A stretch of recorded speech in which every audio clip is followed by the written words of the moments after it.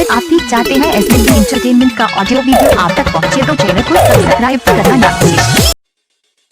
Present by SK studio भवन। ये सनम छोड़ के, ये सनम छोड़ के हमारा तू जब है जाना जा हमर उठ जाई तो गे सनम छोड़ के हमारा तू जब है जाना जा हमर उठ जाई तो गे सनम छोड़ के। डीजे कंचन राज हाजीपुर वैशाली।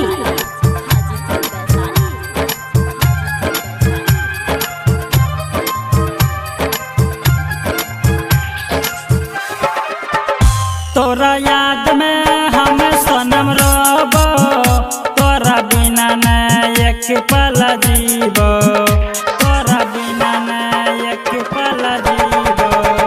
तोरा याद में हम सनम रोबो, तोरा बिना न एक पल जीवो।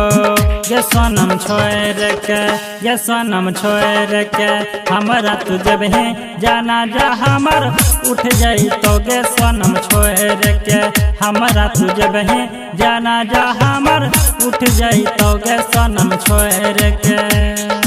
डीजे कंचन राज हाजीपुर वैशाली।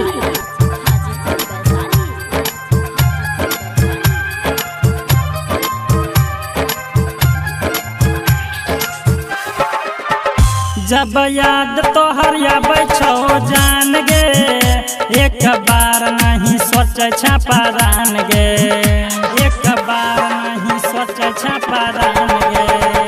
जब याद तोहर आबै छौ जान गे, एक बार नहीं सोचे छापरान गे। गे सनम छोड़ के, गे सनम छोड़ के हमारा तू जब है जाना जा हमर उठ जाई तो गे सनम छोड़ के हमारा तू जब है जाना जा हमर उठ जाई तो गे सनम छोड़ के। प्रेजेंट